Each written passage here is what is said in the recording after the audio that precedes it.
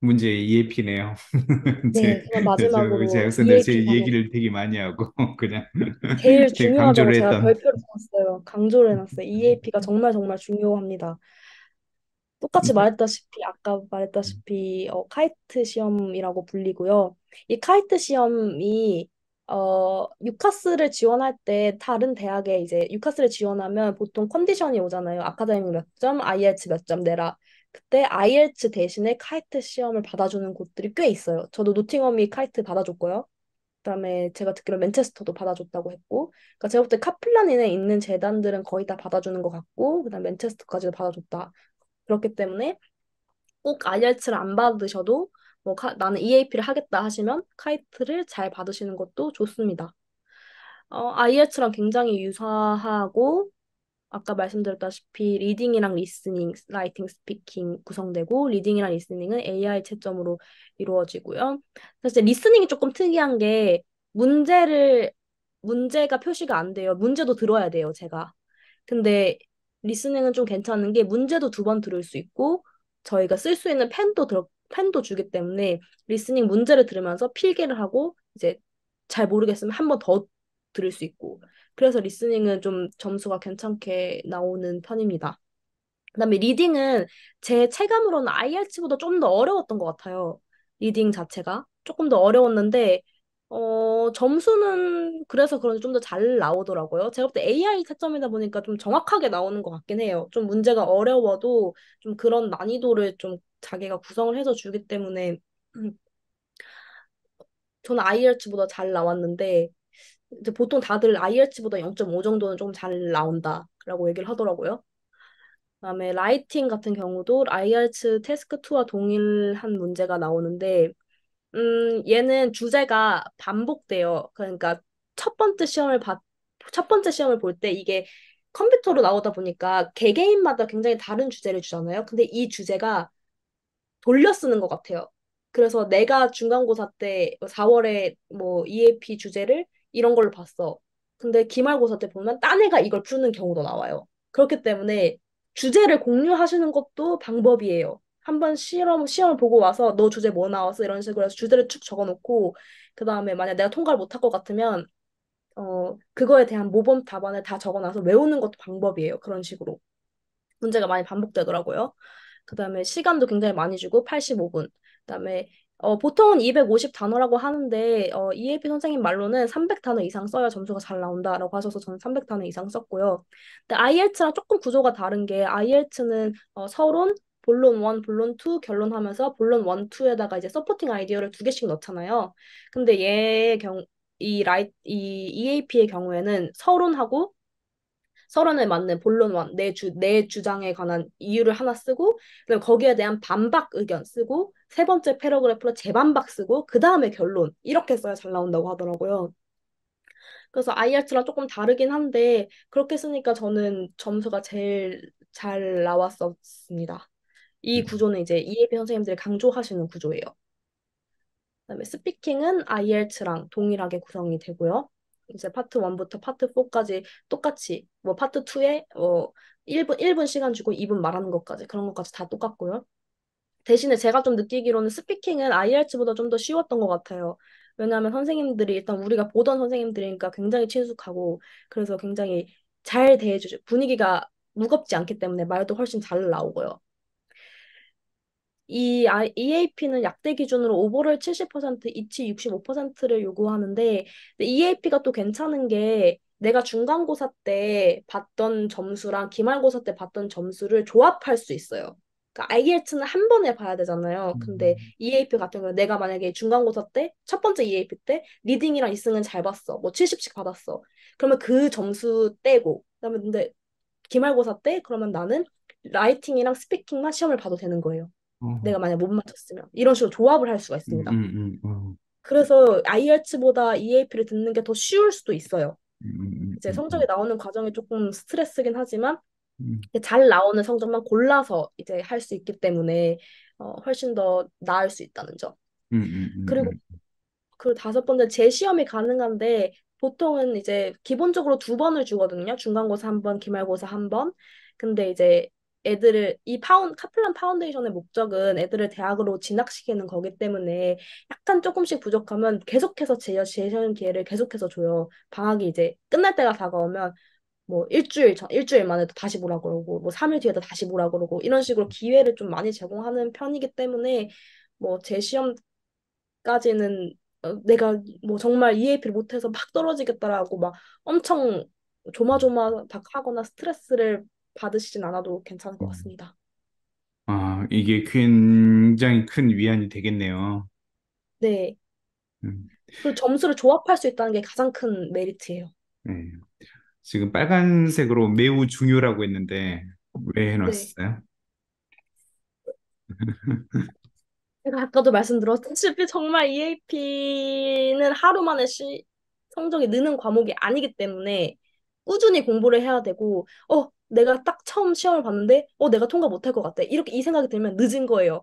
그럼 나는 방학을 포기하고 계속 재시험을 봐야 되는 상황에 돌입할 수 있기 때문에, 근데 계속 재시험을 보면 있을 곳도 없고, 그럼 계속 돈을 써야 되고, 또 이것 때문에 내가 못하면 다른 건 영어, 뭐 과학은 다 통과했는데, 영어 때문에 내가 통과를 못한다?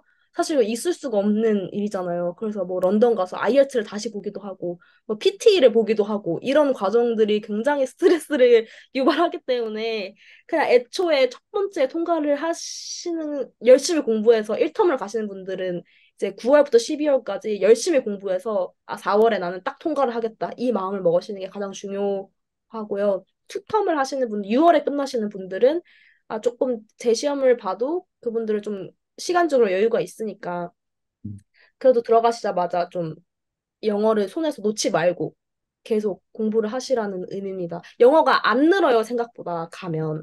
공부를 해야 늘어요. 그렇기 때문에 내가 가면은 무조건 나도 늘겠지? 저도 이렇게 생각을 하고 갔는데 가면 늘 수 있는 기회를 내가 만들지 않으면 늘 수 있는 기회가 전혀 없습니다. 그렇기 때문에 꼭 하루에 1시간이라도 공부를 하시는 걸 음, 음, 추천드려요. 음.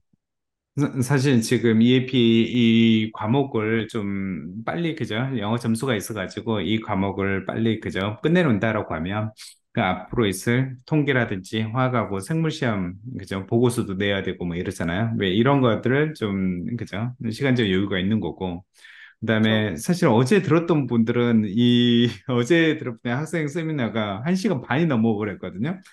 네. EAP를 설명하면서 말하기, 듣기, 읽기, 쓰기 각각의 항목에 대해서 뭐 열변을 토하면서 막 얘기를 해줬었거든요. 그러니까 노팅엄에서도 똑같은 상황으로 이걸 보거든요. 똑같은 상황이 되는 거죠. 거기는 수학까지 또 보고 있으니까 뭐 워크로드는 좀 더 많을 수 있는데 아무튼 브라이튼도 만만치 않게 이 시험들을 공부해야 되는데 EAP까지 해야 된다는 게 굉장히 좀 부담감으로 좀 다가왔던 것 같아요. 그래서 그 학생도 너무 이걸 하다 보니까 너무너무 시간이 그죠? 지났거든요. 그래서 이거 조금 더 그걸 그 뭐지 여기만 예? 아니요, 아니요, 아니에요. 예.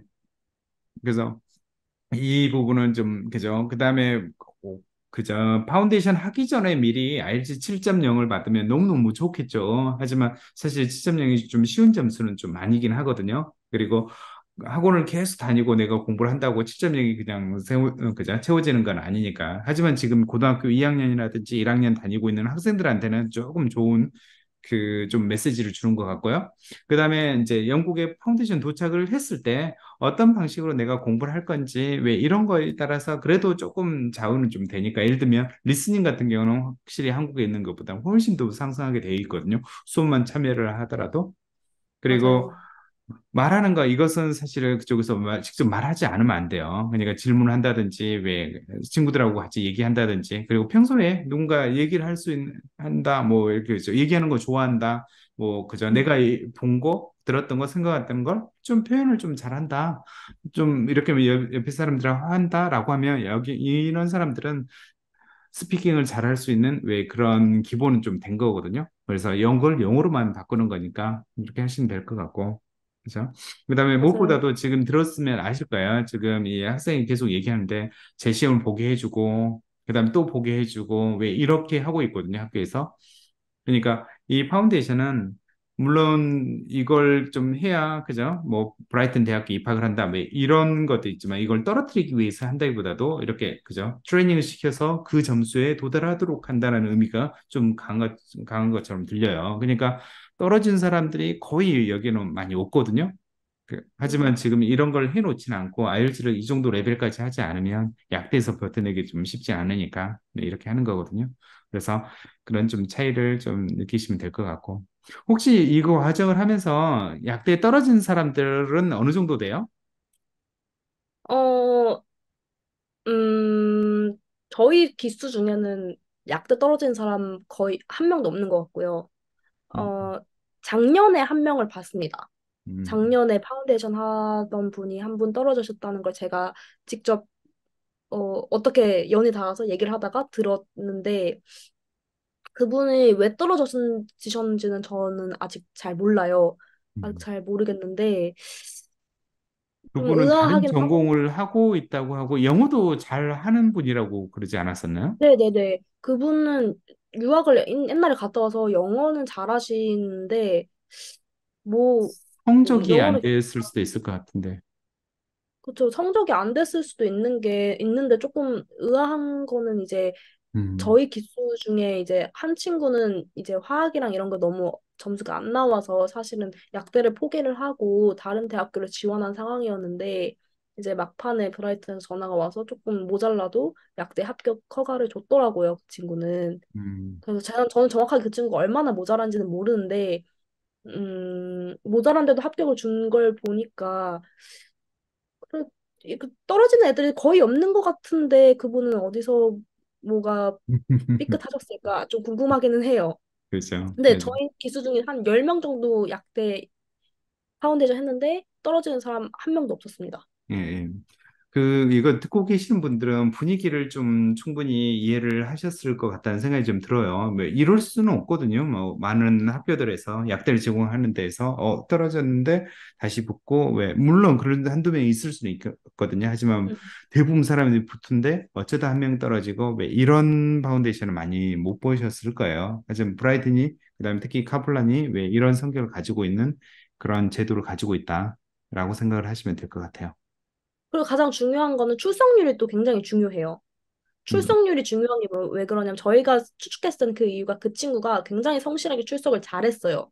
음, 출석률이 좋으면 조금 봐주기도 하고 그런 것들이 있는 것 같아요. 영국 자체가 출석률을 굉장히 좋게 보시는데 이제 다른 나라 파운데이션 한 친구도 얘기를 하기를 출석률이 90% 이하인 애들은 뭐 영어 시험을 조금 못 봐도 통과를 시켜준 90% 이상이면 조금 못 봐도 그냥 올려주기도 하고 하는데 수석률이 낮으면 그마저도 안 해준다.